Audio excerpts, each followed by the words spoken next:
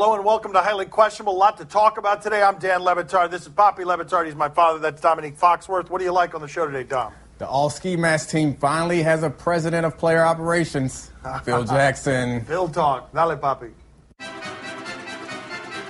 Does CP3's addition make the Rockets a legitimate threat to the Warriors? Big news today. I suspect there will be a lot of big news in the coming days as basketball takes over the sports universe. The answer to this question is no. He will make the Rockets better, not better enough, because essentially what you have with the Warriors is you've got 5 Jimmy Butlers out there, and guys are trading back and forth for one Chris Paul, and the Warriors are the most unselfish basketball team I've ever seen, and they've got 3 or 4 guys who play like Chris Paul. I do worry about the usage rate here. James Harden was as good as he was last year because he had the ball in his hands so much. Chris Paul had the ball in his hands, 7th in the league. He also needs it. That'll be interesting to watch. Well, I think it does make him a legitimate threat. I didn't say they were going to knock him off, but the usage rate works in the other direction. I think Chris Paul and James Harden could do better with a little less usage. And it's not like either of those guys can't shoot. They can play well off the ball. I think it helps them a great deal. And this is the perfect organization. They have a smart and innovative owner, a smart and innovative coach, smart and innovative GM, and then you add Chris Paul, who is possibly the smartest basketball player in the league. I think this does make them a legitimate threat in the West.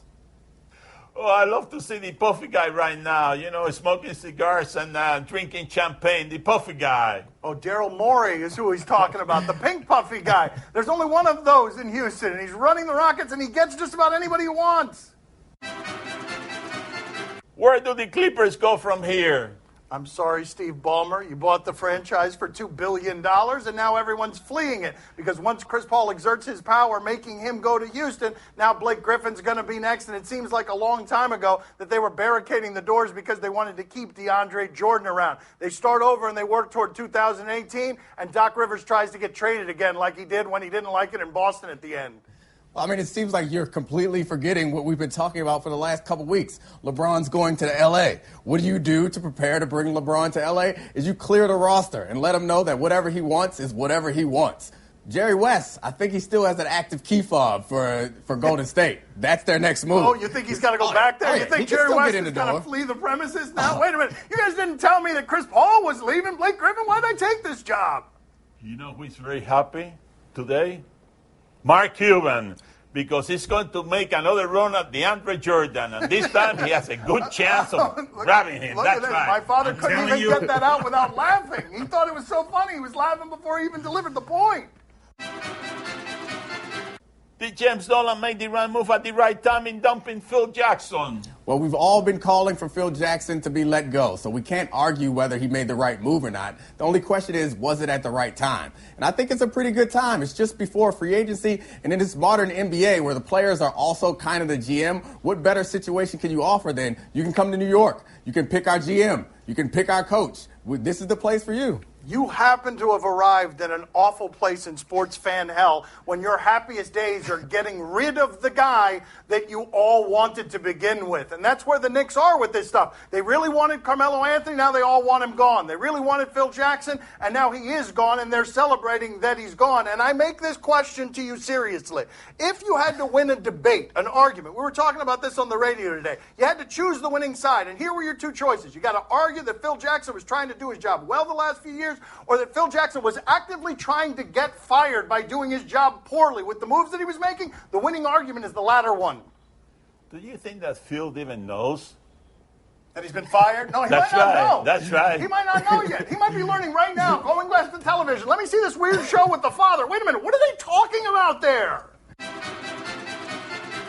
Does his failure as a GM diminish the historic standing of Phil Jackson? Well, I guess the answer is different for different people. For me, no, it's not. It's much more similar to Jordan playing baseball or Jordan coming back for the Wizards, because I don't remember Phil Jackson for running an organization. I remember Phil Jackson for being a coach. He's very skilled at psychologically manipulating his players and stars to work well together. So that's how I'll always remember him. This punchline is a nice little thing to have at the end, though. You cannot diminish the idea of double-digit championships, but the Knicks tried, and the Knicks do this to people. They did it to Isaiah Thomas, top 50 basketball player of all time. Can't walk into anywhere in New York without it being problematic that he ran the franchise into the ground. And now you've got Phil Jackson, who I've never seen anybody in sports history go from genius to buffoon as quickly as this guy did. The question, though, is was it worth it? He traded in all his credibility for, what, $60 million?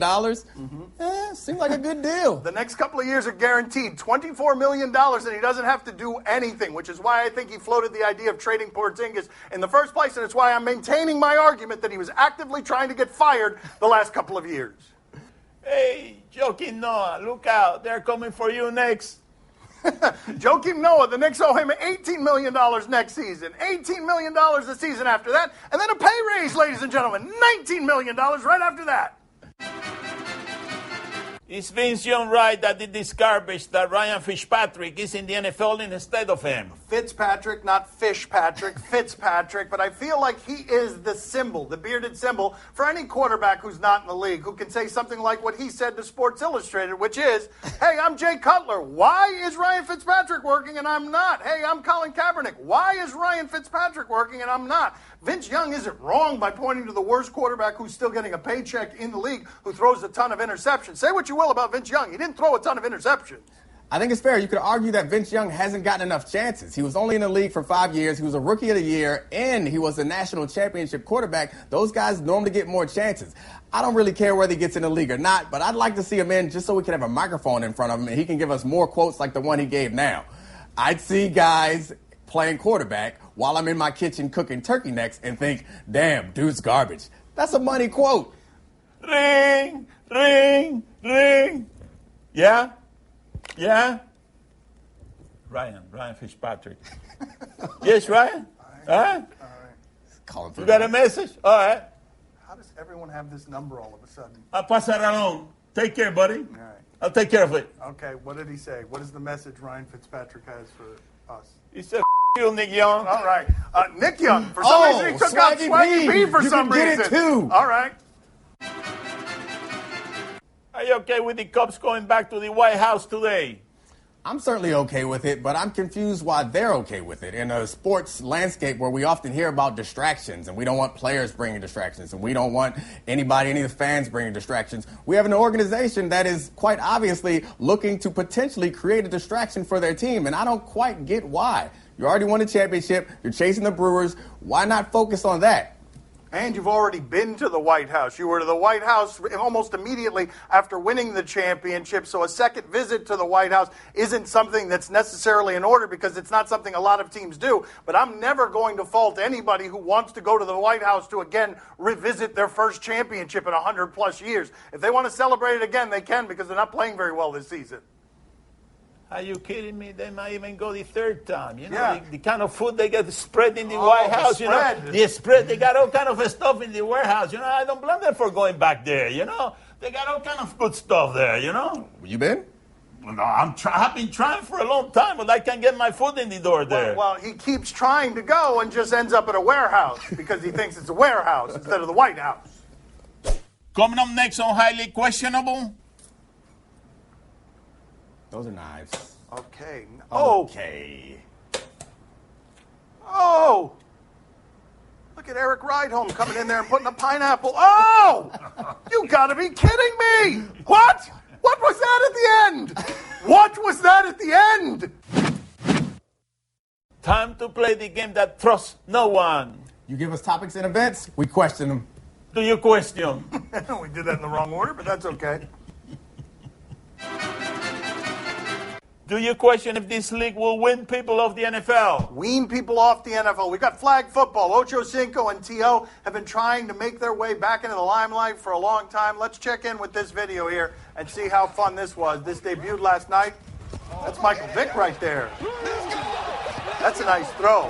I'd like to watch Michael Vick throw deep balls well into his 50s and 60s. I still think he'll be doing it well. Throwing into coverage there. What's the scramble holes for Vic? What is that on his head?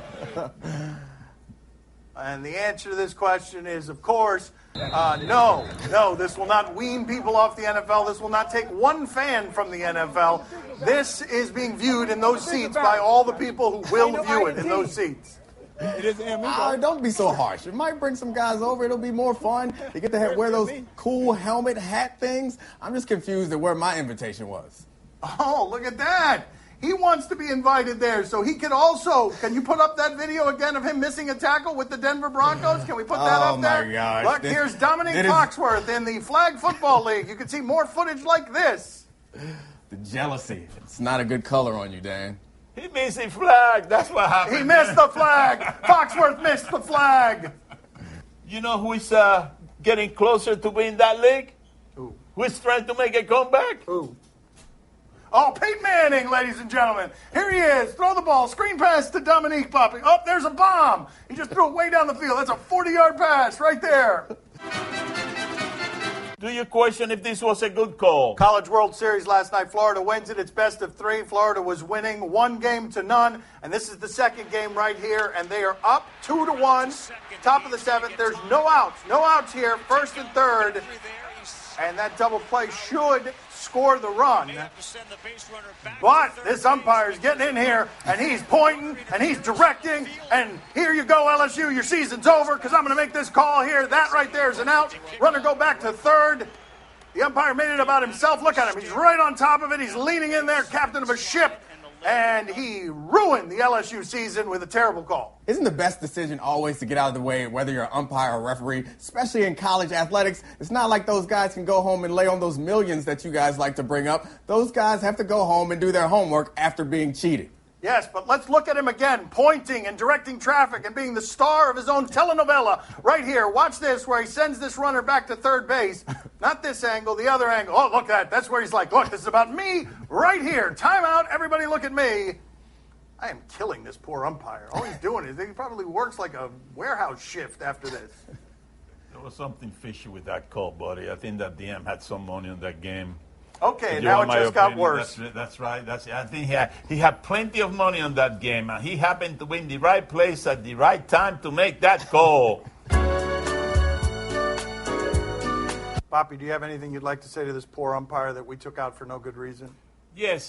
I have to apologize to the amp because I have no evidence that he bet money on that game. But I tell you one thing, I'm glad that he made that call because I made a lot of money on that game. Oh, he had the Gators. Papi had the Gators last night. Look at that. Yes, look at that. That is a tiny gator. A caiman? It's a very small. It's a caiman. Yes, it is not a very big gator. More like a gar, more like a tiny gar. Do you question who you are more impressed by? This is what we love to do around here. Somebody may be impressive, but there might be someone right next to him that's more impressive. So we're going to judge how impressive these people are. Those are knives. Okay. Okay. Oh! Look at Eric Rydholm coming in there and putting a pineapple. Oh! You gotta be kidding me! What? What was that at the end? What was that at the end? That can't be something that people do. That has to be fooled around with on video. No, this last one. What is this? He throws a... Oh, it's just a ping pong ball. See, I thought that was a knife he threw into her mouth. That's why I got confused. It was just a ping pong ball at the end. But why? But why do you ever do this? Yes, it could go very wrong. Best case scenario, you get some likes on Instagram. Worst case scenario, you die. Well, there is the worst case scenario. A little bit lower right there. I mean, that is amazing, though. Why didn't that lead the show? Why were we talking about Chris Paul and Phil Jackson instead of that? You know who shouldn't try that with the ping pong paddle? What's this? Oh, I remember this lady. Yeah. Going in there and breaking everything. The other lady, though, will never get to the age of this lady if she keeps doing those ping pong knife tricks. Do you realize that this woman right here might have had a knife fall in her from that cabinet? Okay, Kevin, for the grand prize of $1 million. What color is the White House? I know this. 5 seconds. Oh, switching to Geico could save you a bunch of money on car insurance? Okay. Judges? That's true, Kevin. They'll allow it. Congratulations. You're a winner. Woo! Geico, because saving 15% or more on car insurance is always a great answer. Highly questionable is broadcast from the Clevelander Hotel on beautiful South Beach, Miami. Time to play the game that ate to the point of pain last night. See or no? You tell us what to watch on television tonight. We'll tell you if we're intrigued or not. It was Tuesday. In Brazil, Flamengo versus Santos. Can I interest you guys in what is being billed as the flop of the year? The flop of the year in soccer. Let's see what we've got here.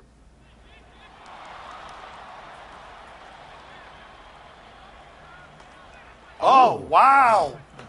That guy should be ashamed of himself. Ashamed? That guy's got superpowers with his fist where just like the vapors and the friction and the force that come off his fist when he's thinking about punching you make you go down. Dominique, are you intrigued? I'm not intrigued, but that guy should not be ashamed. The flopper, that was magical because he included the bottom half. That's the difference between soccer floppers and basketball floppers. They're full-body floppers. Papi, are you intrigued? Oh, see, I'm very intrigued. You see that, LeBron? That's what you got to do to be the king of the flop in the NBA. You know, when you pull something like that, you know, and they call it, you know, then you're the king of the flop. In the meantime, you got to learn a few more tricks, buddy. He's not perfect.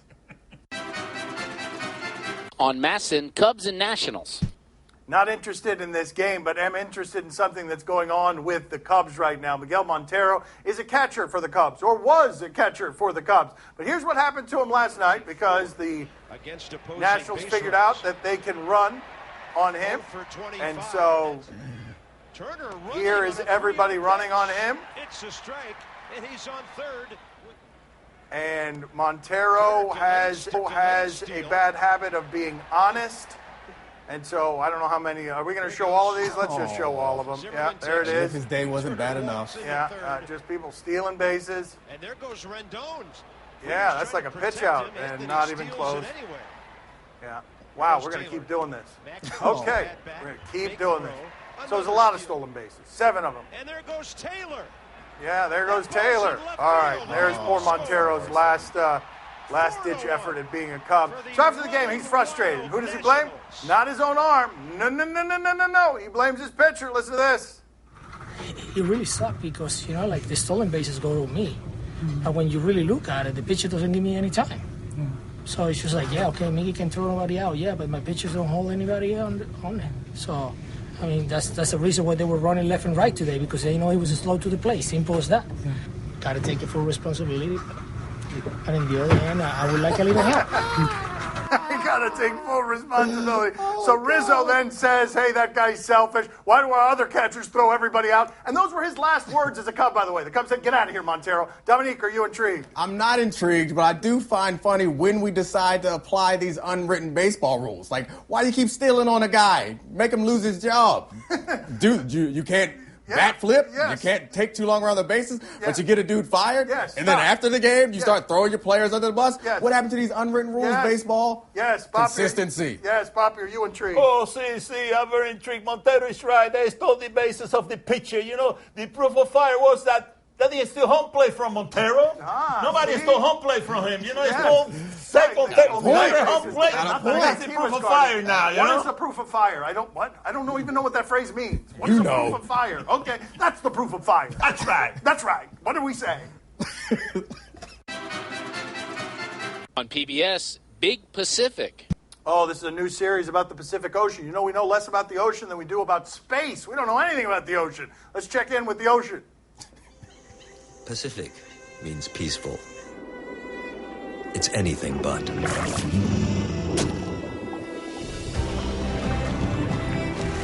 The Pacific Ocean is a dangerous world where death reaches for the sky and life pushes its limits, where you can't trust your eyes, and where titans clash.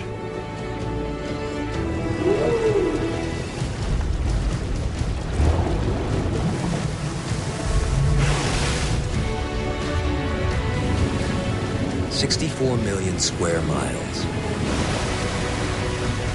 1/3 of our planet.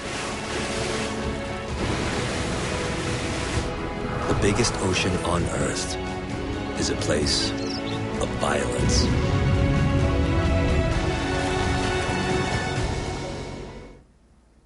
where death reaches for the sky. I feel like that's the New York Knicks experience for the last couple of years. Domonique, are you intrigued? Absolutely. Nature is awesome and amazing. We could learn so much from them. And again, professional sports should be more like nature, and it was today. Bye-bye, Phil Jackson. Wow. Okay, Papi, are you intrigued?